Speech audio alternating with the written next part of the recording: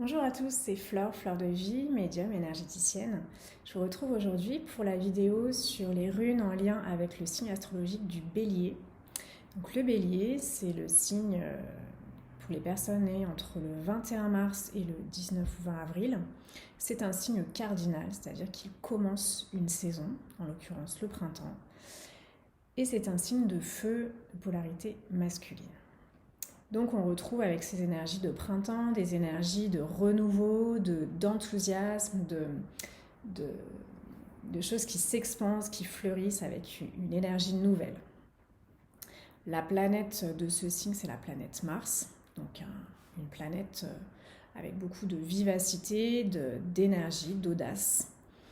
Et le signe opposé au Bélier, c'est la Balance. Quand on dit opposé, c'est-à-dire dans le zodiaque, donc la nouvelle lune en Bélier entraîne une pleine lune dans cette saison en Balance.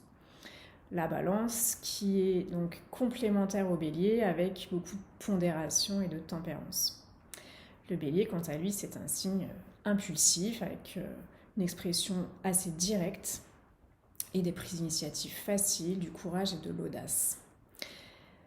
Ce signe se retrouve dans la mythologie grecque.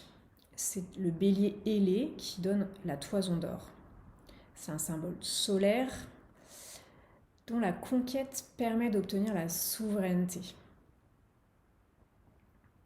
La souveraineté à la fois intérieure et extérieure. C'est-à-dire que les personnes qui allaient à la conquête de cette toison d'or devenaient des héros, voire des demi-dieux. C'est aussi un symbole dans l'Égypte antique. On retrouve le dieu Amon. Également dans le judaïsme et dans la chrétienté avec ce symbole de l'agneau. Au niveau des runes, tout simplement le bélier qui est le premier signe du zodiaque va être associé à la première rune du faux arc-en-ciel qui est Féhou. Voilà, je pense que vous la voyez mieux. Donc Féhou qui veut dire bétail ou richesse matérielle. C'est donc la première rune du faux arc, elle commence le cycle. Donc quand on commence un nouveau cycle, on a peu d'expérience en fait dans l'exercice, dans la pratique. Donc ça symbolise l'élan du bélier, cette impulsivité et peut-être ce manque d'expérience, en tout cas parfois de discernement. Il va dans l'action tout de suite.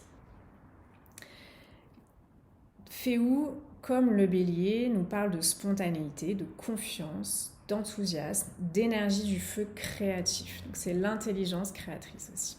À la fois la volonté divine et l'intelligence créatrice. Féhou, comme le bélier, c'est cette rune qui nous enjoint à concentrer notre énergie dans une création, dans une action dans la matière. Ou le lien avec le bétail, la richesse matérielle, le pouvoir d'action qui entraîne l'utilisation de nos ressources matérielles et la création de nouvelles richesses.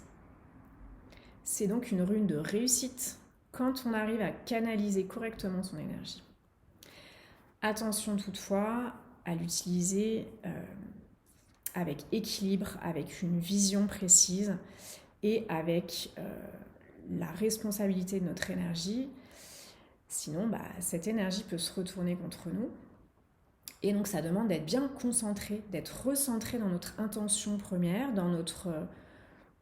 que nos motivations soient vraiment dans l'axe du divin. Cette rune est associée au dieu nordique Freyr, qui représente la force de vie et qui est aussi en lien avec le dieu Pan. Donc toujours cette symbolique de printemps, de renouveau, d'éclosion. On peut aussi associer cette rune et le signe du bélier avec la lame du tarot, la première lame, la première arcane majeure du tarot qui est le battleur. On voit qu'il est aussi, il utilise des outils, en tout cas il apprend à utiliser des outils dans la matière, même s'il est protégé par le divin, mais on a vraiment cette idée avec le battleur de volonté, d'intelligence créatrice, de réflexe rapide et d'action dans la matière, donc, comme le bélier. On va voir si les runes nous indiquent une signification complémentaire à apporter à ce signe du bélier. Alors, on a perf. Perth, c'est la rune du dévoilement, c'est la rune des mémoires, des actions passées, de tout ce qui va être lié à la fois au hasard, au sort, et en même temps, il y a une idée de quelque chose de très ludique, de très léger. Donc peut-être que par rapport au bélier, on est invité à, bien sûr, comme je le disais, pour avoir une intention claire, pour travailler de façon divine cette énergie du bélier et non pas simplement aller dans une action explosive où on va venir se taper contre les murs. C'est vraiment, pour accéder à ce bélier divin, c'est s'appuyer sur notre discernement pour pouvoir poser l'action juste. C'est-à-dire que on va être d'abord dans une énergie yin, d'où peut-être Perth, c'est-à-dire cette rune du secret, de quelque chose qui travaille en profondeur, qui nous demande de tenir compte de nos actions passées et à la fois de sentir l'impulsion du moment. Donc dans une énergie yin pour sentir quand est-ce qu'on va déclencher notre action yang qui là va être portée par l'élan du bélier et pouvoir atteindre son but. Donc c'est l'idée de l'archer avec sa flèche, il ne tire pas dans tous les sens, il se concentre, il pose une intention alignée avec le divin et quand c'est le moment, il décoche la flèche qui va atteindre sa cible.